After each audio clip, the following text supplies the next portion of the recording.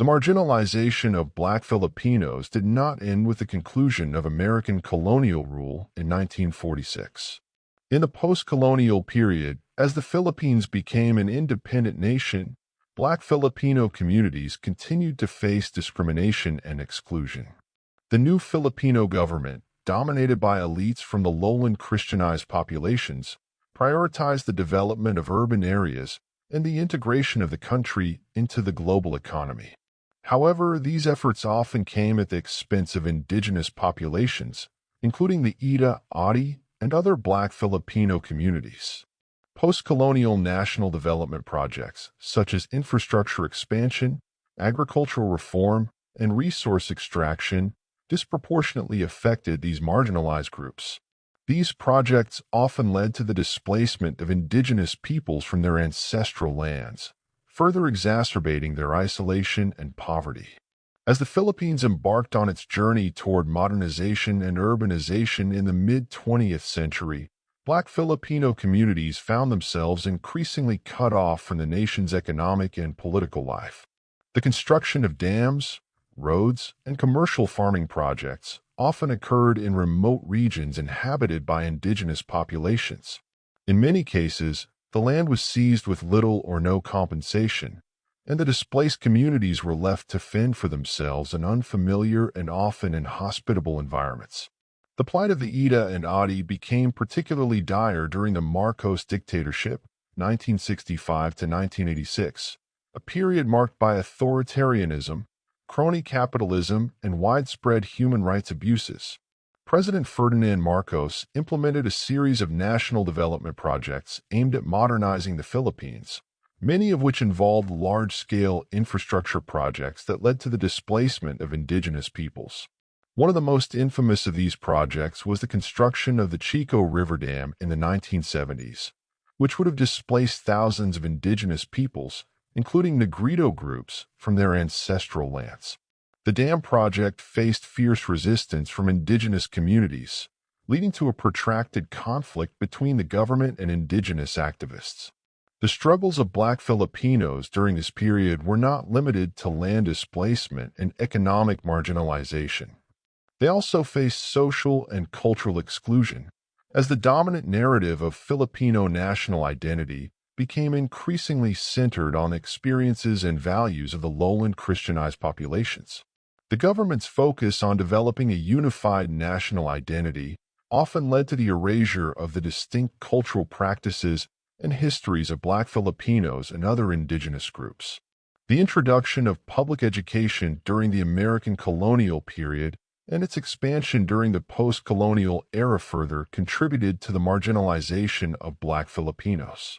While education was touted as a means of upward mobility and national integration, it also served as a tool for cultural assimilation. Indigenous languages, traditions, and belief systems were often portrayed as backward and inferior in the classroom, reinforcing negative stereotypes about Black Filipinos and other indigenous groups. As a result, many Black Filipino children faced discrimination in school and struggled to succeed in an education system that did not reflect their cultural realities. Despite these challenges, Black Filipino communities continued to resist their marginalization and fight for their rights. Indigenous activists, often in collaboration with international organizations, worked to raise awareness about the plight of Black Filipinos and other indigenous groups. These efforts culminated in the passage of the Indigenous Peoples' Rights Act, IPRA, in 1997, which recognized the rights of indigenous peoples to their ancestral lands and provided a legal framework for protecting their cultural heritage and political autonomy. The passage of IPRA was a significant victory for Black Filipinos and other indigenous communities, but its implementation has been fraught with challenges. Corruption, bureaucratic inefficiencies, and resistance from powerful elites have hindered the full realization of the law's provisions.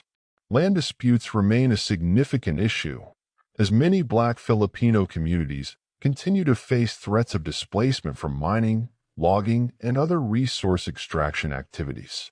These industries, often backed by multinational corporations, have little regard for the rights of indigenous peoples and frequently operate with the support of local government officials. The economic marginalization of Black Filipinos also persists in the post-colonial era. Many Negrito groups continue to live in poverty, with limited access to healthcare, education, and employment opportunities. This is partly due to the geographic isolation of many Black Filipino communities, who often reside in remote, mountainous regions that are difficult to reach and lack basic infrastructure. In addition, the legacy of discrimination and exclusion has made it difficult for Black Filipinos to integrate into the national economy. Many continue to rely on subsistence farming, hunting, and foraging for their livelihoods, but these traditional ways of life are increasingly threatened by deforestation, climate change, and encroachment by commercial interests. Culturally, Black Filipinos continue to face challenges in maintaining their distinct identities in a rapidly modernizing world.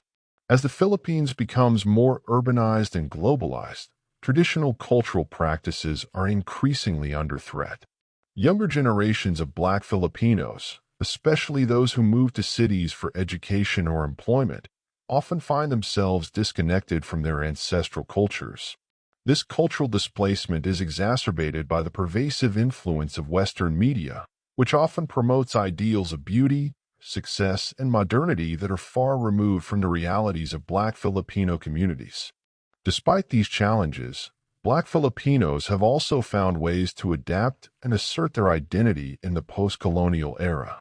Many have embraced new forms of activism and cultural expression, using music, art, and social media to raise awareness about their struggles and celebrate their heritage. Indigenous festivals and rituals, long suppressed or marginalized, have seen a resurgence in recent years as Black Filipinos seek to reclaim and revitalize their cultural traditions. These efforts have been supported by a growing movement for indigenous rights in the Philippines, which has gained momentum in the wake of global movements for racial and environmental justice.